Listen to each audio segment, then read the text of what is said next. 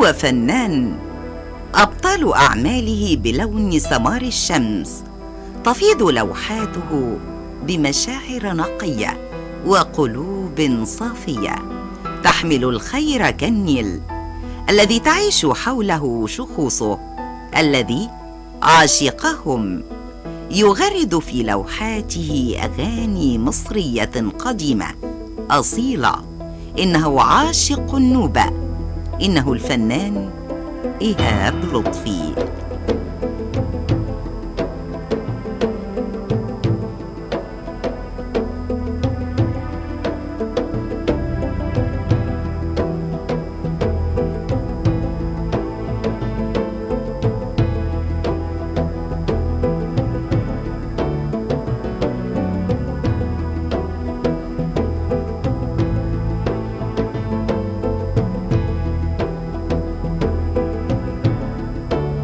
اعتاد الفنان إيهاب لطفي أن يقدم لنا لوحات تتناول الجنوب بكل ما فيه من شخوص ومباني وعادات وتقاليد، القديم منها والجديد، فهو يبحث بتلك الأعمال عن الهوية المصرية ذات الأصالة والتراث.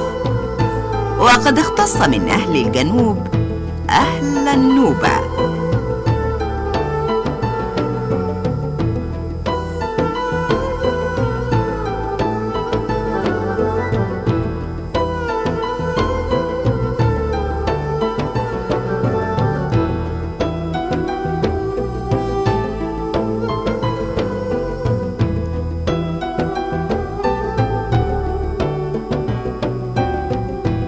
ورغم أن الفنان إيهاب لطفي ليس من سكان النوبة، إلا أنها سكنت أعماقه ومخزونه البصري بأصالتها وحضارتها وموروثاتها الشعبية، ونقش تراثها على جدران ذكرياته.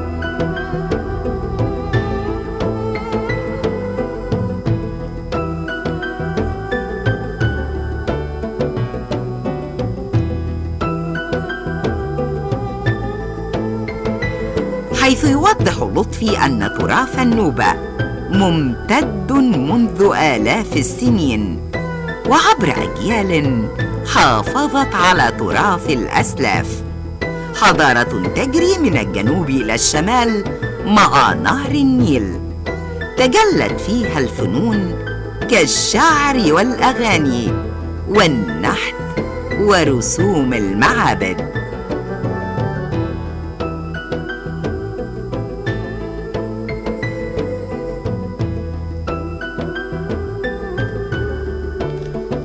لوحات الفنان إيهاب لطفي محاولة للتاريخ للفن التشكيلي للنوبة بما يملكه الفنان من مخزون بصري وثقافي.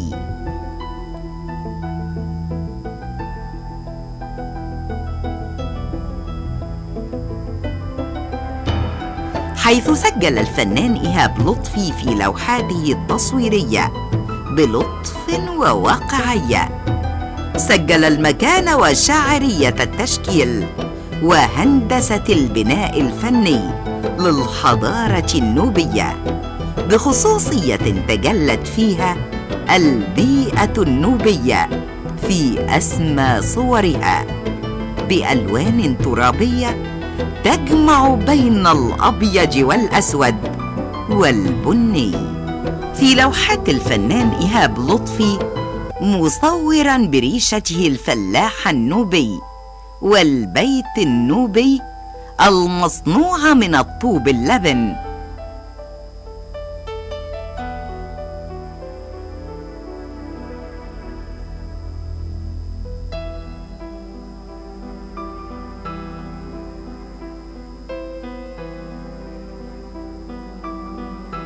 استخدم الفنان الملمس كتقنية فنية أعطت للأعمال قيمة تراثية بجانب قيمتها الجمالية، رغم أن الأعمال تأكد فيها التسطيح واختزال التفاصيل والتبسيط البليغ من أجل استخلاص جوهر العناصر، محافظاً على المضمون. ويحكم الشكل الفني في اللوحات التوازن المحسوس بدقة بين المحتوى التعبيري للموضوع وبين الفكر البنائي الهندسي للمساحات الفاصلة في المشاهد والشخصيات.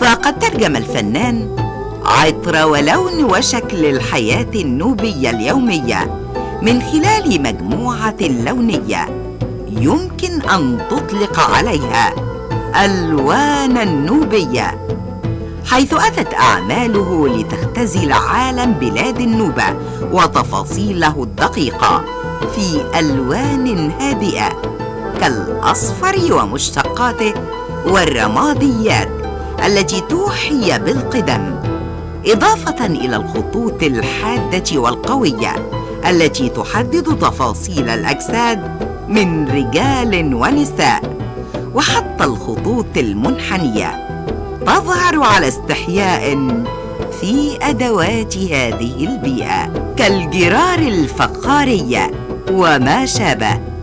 كما أن هناك في لوحاته حالة من السكون التام تبدو في حركة الأجساد وملامح أصحابها، ولا تتولد الحركة إلا من خلال التكرار وترتيب عناصر اللوحة وعلاقة الشخوص بالمكان.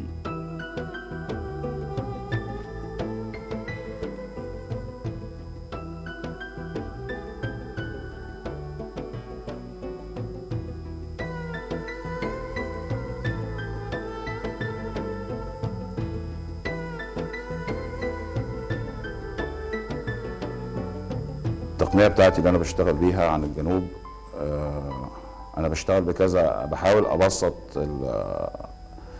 الحضارة دي بأقل درجات ألوان. بشتغل بالألوان الترابية اللي هي البني، الأحمر، الأسود، الأبيض، وبعتمد على الخط أكتر. يعني أنا من الناحية التشكيلية أنا بشتغل على الخط بس بقالي 6 سنين أو 7 سنين. أنا بحاول ألخص الفكرة بتاعتي بأبسط الخطوط بأقل الألوان الممكنة، بحيث إن أنا أي حد يشوف العمل بتاعي في اي حته في العالم يعرف ان الانسان ده اللوحه دي مصريه ومن النوبه. التقنيه اللي انا بشتغل بيها، بشتغل بكذا تقنيه في الاعمال بتاعتي. يعني في مجموعه حفر على الخشب، في حاجات سكتشات، في ابيض واسود، ايا كانت التقنيه. فبس المهم ان انا بحاول اوصل الفكره. فانا بعمل سبوت لايت على المنطقه دي من ناحيه اللاندسكيب، المناظر الطبيعيه، الحاله بتاعتي. انا بعتمد في شغلي على جوهر الموضوع نفسه، مش بركز على التفاصيل او الملامح بتاعت الاشخاص. ما يهمنيش الملامح الشخصيه بتاعت الفكره، انا يهمني ان الراجل ده يكون اسمر مثلا، لان انا بعتمد على الجوهر الموضوع نفسه. هم شايلين ايه؟ بيعملوا ايه؟ ده اساس شغلي. في حاله ربط بعملها ما بين الانسان والارض والعماره، العماره اللي هي الاثار الموجوده او المباني الحديثه، ان في علاقه وطيده بين الانسان والارض والعماره. فبحاول ابسطها بخطوط هندسيه اكتر، لان في الانسان ده هو اللي عمل الحضاره، عمل المعبد فيه تماثيل، فيه تصوير، فيه جداريات، ايا كان اصل الحضاره دي كلها هو الانسان. فاذا في علاقه وطيده ما بين الانسان والارض والمعبد. انا بالنسبه للشغل بتاعي حتى الحاجات اللي فيها التجريد ابستراكت بهتم قوي فيه ان يكون موجود خط الافق. الخط الافق ده امتداد الحضاره من الاف السنين، فمهم جدا عندي حتى لو مش ظاهر في اللوحه، بس بحاول ان انا ااكد عليه باي موتيفه او اي بعد معين.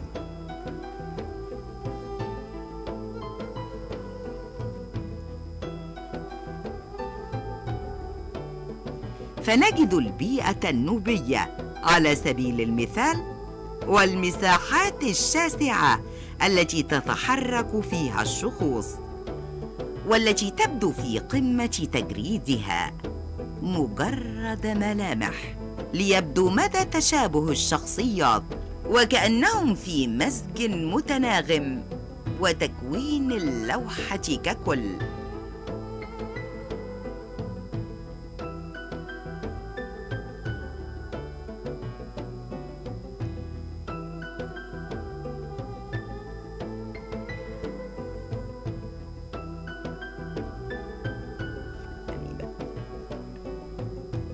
كما تحمل الألوان دلالات ومعاني خاصة بالمكان والتراث.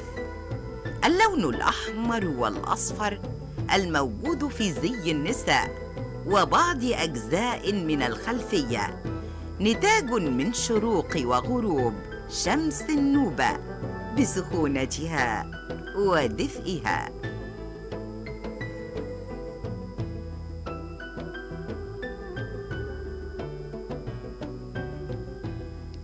اللون الأزرق هو صلة روحانية ورسالة إلى أرض النوبة جاءت من سمائها الصافية.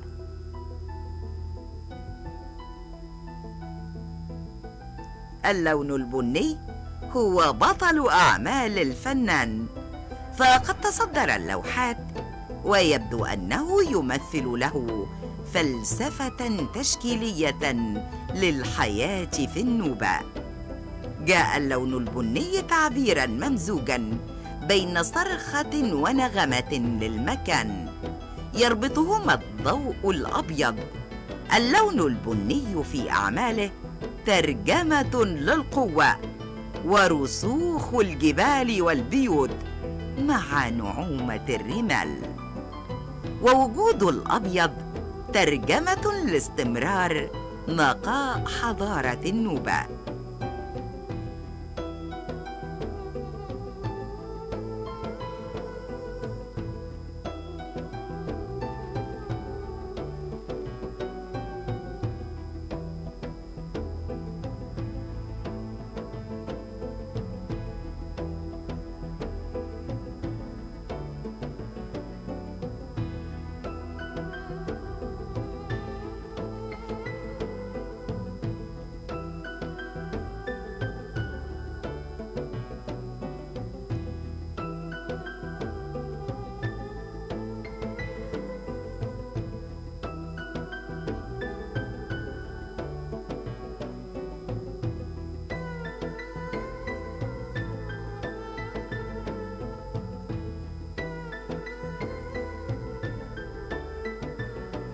ففي النهاية لوحات اليوم تحمل وجوها نوبية تنقش على جباهها تاريخ رمالها، وتتعاقب الحضارات في ربوعها، ويبقى التاريخ شاهداً على نخيل وطيور وبشر ورموز الحياة التي يمزجها بمهارة وحرفية عالية وروعة في الرسم تجعلنا نشعر بأننا كنا في جولة بين جنبات النوبة السمراء، بيد أنها روعة إبداع الفنان المتألق إيهاب لطفي.